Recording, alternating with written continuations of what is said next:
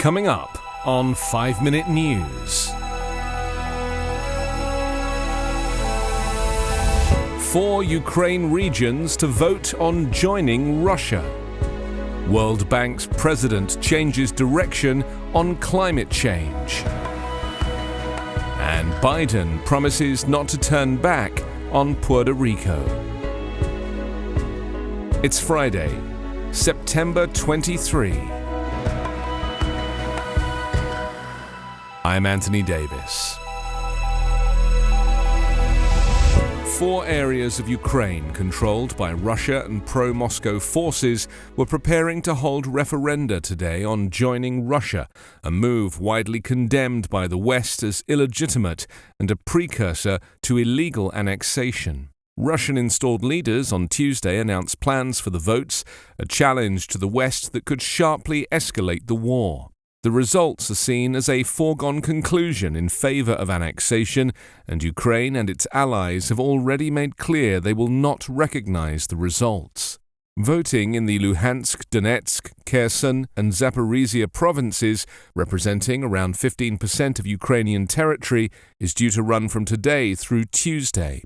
Kiev this month launched a counter-offensive that has recaptured large swathes of territory 7 months after Russia invaded Ukraine and launched a war that has killed thousands, displaced millions, and damaged the global economy. The referenda had been discussed for months by pro-Moscow authorities, but Ukraine's recent victories prompted a scramble by officials to schedule them. With Russian President Vladimir Putin also announcing this week a military draft to enlist 300,000 troops to fight in Ukraine, Moscow appears to be trying to regain the upper hand in the conflict.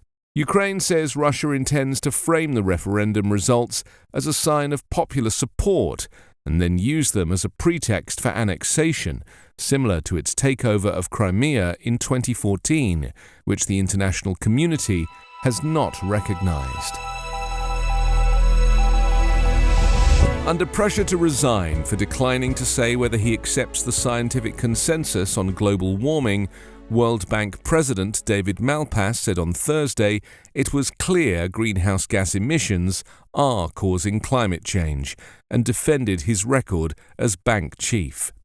Malpass sought to restate his views in a note to staff and in a TV interview during which he was asked if he was a climate change denier.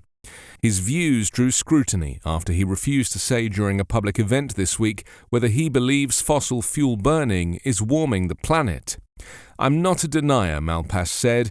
"It's clear that greenhouse gas emissions are coming from man-made sources, including fossil fuels, methane, the agricultural uses, the industrial uses, so we're working hard to change that," he said.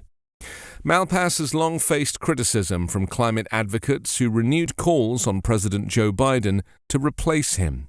His remarks at a climate event hosted by the New York Times on Tuesday also rekindled concerns about the bank's lack of a deadline to stop funding fossil fuels.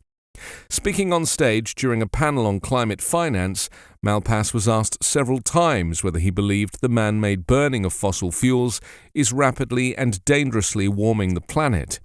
He tried to dodge the question before saying, "I don't even know, I'm not a scientist." The President of the United States, the largest World Bank shareholder, traditionally nominates World Bank presidents subject to confirmation by the bank's board. Former President Donald Trump nominated Malpass to a 5-year term in 2019. Last year, over 70 non-governmental organizations jointly called for Malpass to be replaced, citing a lack of action. President Joe Biden said on Thursday that the full force of the federal government is ready to help Puerto Rico recover from the devastation of Hurricane Fiona, while Bermuda and Canada's Atlantic provinces prepare for a major blast from the Category 4 storm. Speaking at a briefing with Federal Emergency Management Agency officials in New York, Biden said, "We're all in this together." Biden noted that hundreds of FEMA and other federal officials are already on the ground in Puerto Rico, where Fiona caused an island-wide blackout. More than 60% of power customers remained without energy on Thursday, and a third of customers were without water. and local officials admitted they could not say when service would be fully restored. Biden said his message to the people of Puerto Rico who are still hurting from Hurricane Maria 5 years ago is, "We're with you. We're not going to walk away." That seemed to draw a contrast with former President Donald Trump, who was widely accused of an inadequate response to Maria, which left some Puerto Ricans without power for 11 months. The hurricane was expected to still be at Category 4 force overnight when it passed close to Bermuda, where authorities opened shelters and announced schools and offices would be closed today. It was expected to still be a large and dangerously potent storm when it reaches Canada's Atlantic provinces, likely later this evening, as a post-tropical cyclone. You can subscribe to 5 Minute News on YouTube with your preferred podcast app. Ask your smart speaker or enable 5 Minute News as your Amazon Alexa flash briefing skill. Subscribe, rate and review online at 5minute.news. 5 Minute News is an Evergreen podcast covering politics, inequality, health and climate, delivering independent, unbiased and essential world news daily.